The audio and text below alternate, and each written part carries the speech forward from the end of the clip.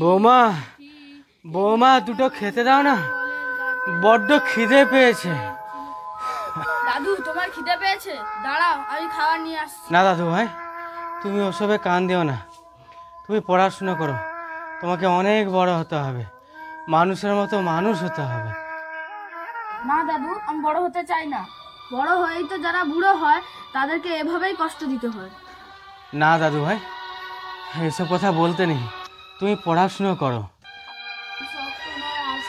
বৌমা বৌমা বড্ড খিদে পেয়েছে, দুটো খেতে দাও না।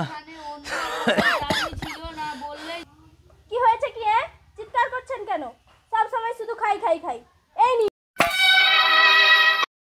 মা, দাদুকে তুমি খালি মুড়ি দিচ্ছ? এই তোকে বেশি কথা বলতে হবে না, তুই খাবি চল। মা, আমরা রোজ প্রতিদিন ভালো মন্দ দিয়ে মুড়ি খাই, তুমি দাদুকে খালি মুড়ি দাও কেন? এই তোকে বেশি পাকামো করতে হবে না। আর আপনি একটাও তো কাজ করেন না, বসে বসে নাতিকে উল্টো পাল্টা শেখাচ্ছেন। আজ অসুখ আপনার ছেলে, সব বলবো। আর তুই চল এখান থেকে, এখানে বসে তোকে আর পড়াশোনা করতে হবে না। এখানে বসে শুধু উল্টো পাল্টা কথা শিখছিস, চল এখান থেকে।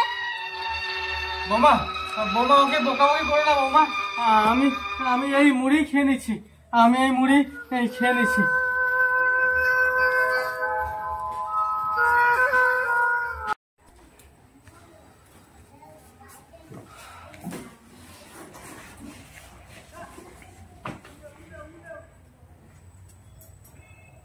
শুনছো, তোমার বাবা ছেলেটাকে উল্টো পাল্টা শেখাচ্ছে। ওর আর এখানে পড়াশোনা হবে না, ওকে হোস্টেলে পাঠিয়ে দাও। আমিও তাই ভাবছি, ওকে কলকাতার এক হোস্টেলে রেখে দিয়ে আসবো। না না না, আমি আর কোথাও যাব না।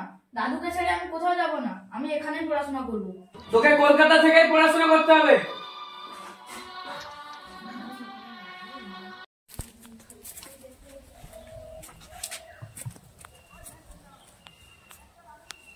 কি দাদু ভাই, নতুন জামা পরেছো, মা বাড়ি যাবে? না দাদু, আমি তোমাকে ছেড়ে অনেক দূরে চলে যাব। সে কি, কোথায় যাবে? হোস্টেলে।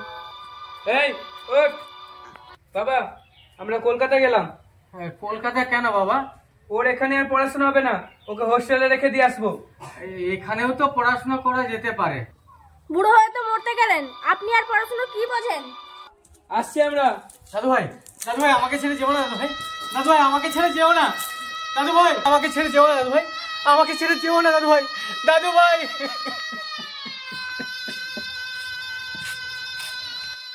আমি চলে যাওয়ার শোকে দাদু মারা গেল। বাবা, মা, এ কি তুই?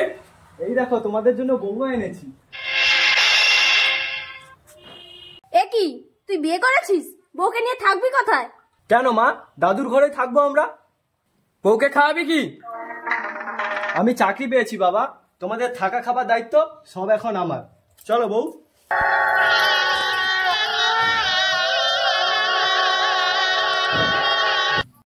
বৌমা, এত বেলা হয়ে গেল, আমাকে এখনো খেতে দিলে না। এই নিন, আমাকে তুমি খালি মুড়ি দিচ্ছ?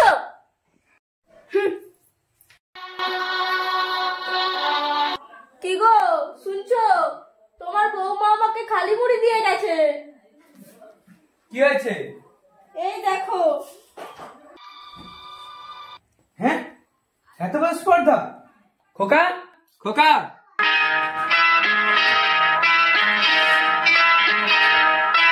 কি হয়েছে বাবা? বৌমা তোর মাকে কি খেতে দিয়ে গেছে? দেখ, খালি মুড়ি, আবার এরকম ভাবে রেখে দিয়ে গেছে। কেন বাবা, ভুল তো কিছু করেনি ও। কি? মনে করো আজ থেকে ঠিক 20 বছর আগে তোমরা কিরকম দাদুর সঙ্গে ব্যবহার করেছিলে। দাদুকে খালি মুড়ি দিয়েছিলে, এমনকি দাদুকে বাড়ির বাইরে পর্যন্ত রেখেছিলে। আমি তো তোমাদের সঙ্গে সেটা করিনি মা।